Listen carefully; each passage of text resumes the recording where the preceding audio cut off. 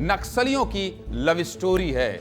नक्सली आप जब भी जिक्र सुनते होंगे, हिंसा सुनते होंगे, खून की होली सुनते होंगे, लोगों की जान के साथ खिलवाड़ सुनते होंगे और नक्सली हमले में इतने लोग शहीद हो गए, यही खबर सुनते होंगे। लेकिन आज मैं नक्सलियों की लव स्टोरी क्यों दिखाने वाला हूं? प्यार आपसे कुछ भी करवा सकता है। एक नक्सली कमांडर को प्यार हुआ तो उसने हथियार छोड़ दिया। एक अनोखी प्रेम कहानी सामने आई है जो नक्सली दिलो दिमाग में खौफ और डर पैदा करते हैं।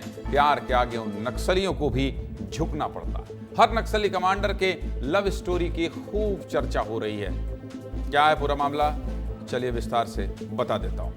पूरा मामला छत्तीसगढ़ के बलरामपुर जिले का है, जहां 10वीं की छात्रा बिराजो को जोनल नक्सली कमांडर सीताराम से प्यार हो गया। अपने प्यार के इजहार के लिए बिराजो रोज सीताराम को खत लिखती थी। बिराजो के प्यार का नक्सली कमांडर सीताराम पर इस कदर असर हुआ कि उसने नक्सली संगठन और हिंसा को छोड़ दिया। सीताराम जब नक्सलियों का साथ छोड़ रहा था तब उसके पास उगाही के 14 लाख से ज्यादा रुपए थे। लेकिन अपनी मोहब्बत के लिए सीताराम सारे पैसे और हथियार नक्सल संगठन को वापस करके छुपते छिपाते बिराजो के पास पहुंच गया और फिर झारखंड के रास्ते असम में छिप गया। वहां उनके 2 बच्चे भी हुए। नक्सली कमांडर ने खेती किसानी और मजदूरी की और अपने बच्चों को अच्छी परवरिश देकर स्कूल में पढ़ाया। इधर घर वालों को लगता था कि बिराजो को नक्सली सीताराम ने मार डाला, जिसके बाद बिराजो का अंतिम संस्कार भी कर दिया गया। लेकिन जब दोनों 15 साल बाद वापस लौटे तो लोग हैरान रह गए। आगे सब कुछ बताऊंगा, लेकिन पहले ये जो स्टोरी आई है दिलीप जायसवाल की, वो देख लीजिए, इसके बाद बात करें। देखिए।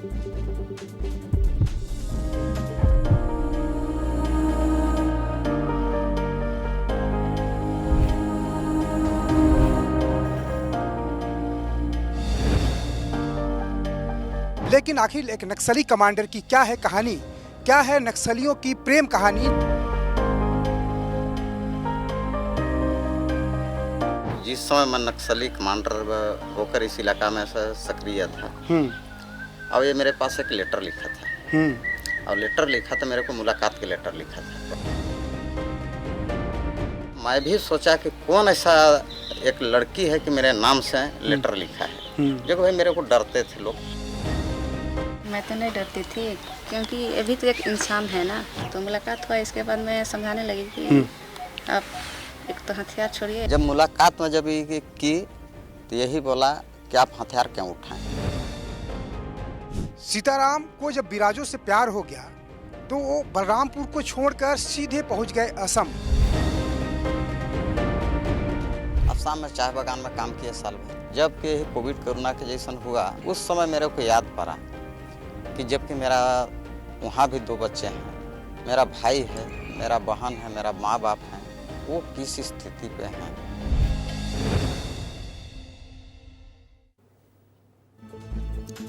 बिराजो के प्यार ने सीताराम के दिल में ऐसी आग लगाई कि नक्सल संगठन की तालीम फीकी पड़ गई। नक्सली इस तरह की मोहब्बत को नहीं अपनाते हैं और ना ही कैडरों को बच्चे पैदा करने की इजाज़त देते हैं। नियम न मानने पर प्रेमी जोड़ों को जान से मार देते हैं। लेकिन अपनी जान की परवाह किए बिना सीताराम ने बिराजो के साथ नई जिंदगी की शुरुआत की। बलरामपुर रामानुजगंज जिले में 2 दशक पहले नक्सलियों का खौफ इतना था कि लोग शाम ढलते ही अपने घरों में छिप जाते थे। हर दिन एनकाउंटर की खबरें आती थी, बस रुक जाती थी, शाम को बस नहीं भेजा जाता था। वहाँ की बस जाएगी, यात्री बस, तो नक्सली हमला कर देंगे। और उस दौर में सीताराम खूंखार नक्सलियों में गिना जाता था। नक्सली कमांडर सीताराम का नाम सुनकर लोग सहम जाते थे। सीताराम के खिलाफ कई मामले दर्ज थे और वो कई एनकाउंटर का हिस्सा भी रह चुका है। लेकिन अब सीताराम अपने बच्चों को पढ़ाना चाहता है और बड़ा आदमी बनाना चाहता है। वैसे आपको बता दूं कि ये इकलौती कहानी नहीं है। बस्तर में ऐसी हजारों कहानियां हैं जो बताती हैं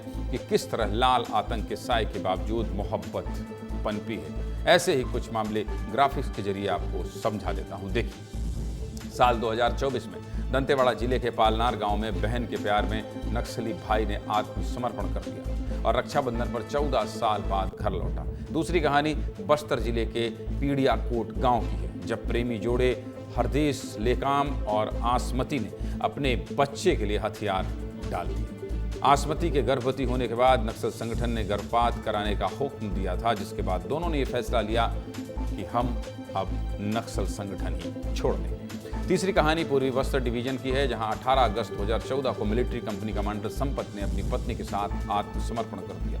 दोनों ने नक्सल संगठन में रहने के दौरान नसबंदी करवाई गई दोनों और अलग अलग कर दिया गया, जिसके बाद दोनों मौका पाकर फरार हो गए और समर्पण कर दिया। चौथी कहानी बीजापुर जिले के चेरकंटी गांव की, जहां गोपी मड़ियामी उर्फ मंगल को महिला कमांडर भारती से प्यार हो गया और फिर 15 साल बाद उसने आत्मसमर्पण कर दिया। नक्सली सिर्फ प्यार के दुश्मन ही नहीं है, बल्कि जबरन नसबंदी कराकर लोगों पर अत्याचार भी करते हैं। हमारे सहयोगी संजय ठाकुर ने आत्मसमर्पित नक्सली कमांडर गोपी दादा से बातचीत की है, जिसमें बहुत बड़ा खुलासा हुआ। क्या कह रहे हैं गोपी दादा, सुनिए।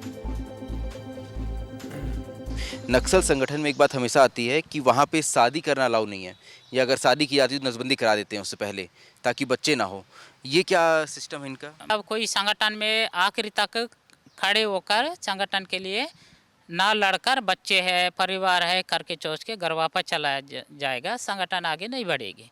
इस स्थिति में उन लोग मतलब खुद के संपत्ति नहीं रखना है, जमीन परिवार कुछ नहीं रखना है। बस शादी कराने से पहले उनको नसबंदी कराएंगे, नसबंदी कराने के बाद ही उनको शादी करा दे।